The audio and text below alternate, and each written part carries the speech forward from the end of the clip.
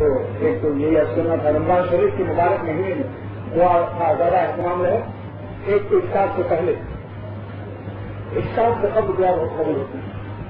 حدیث شریف میں آیا ہے کہ جس قیامت کے دن حکیم رحمت ثانی رحمۃ اللہ علیہ نے اس حدیث کو لکھا ہے کہ کتاب الصوم بحث زیور میں جہاں رمضان کا تذکرہ ہے، وہاں حضرت نے اس حدیث کو انتخاب کیا کہ رمضان قیامت کے دن روزے دار لوگ دسترخوان بچھا ہوگا، لوگ حساب دے رہے ہوں گے، پریشان ہوں گے، اور روزے دار لوگ اللہ تعالیٰ کے عرش کے نیچے دسترخوان بچھا ہوا دعوت دنیا میں اڑا رہے ہیں.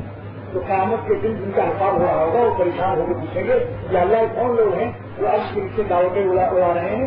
اعلان ہوگا کہ وہ ہے جو رمضان شریف کے روزے رکھتے ہیں.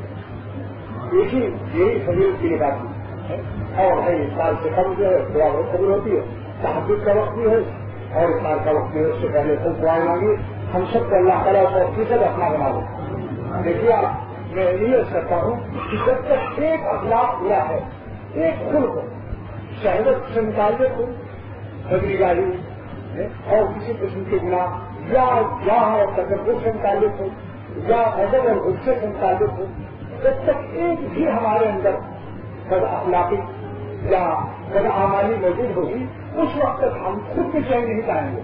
اگر مخلوق ہم سے چین نہیں پاتی، ہم خود بھی جو مخلوق ہیں ہم بھی بے چین رہیں گے.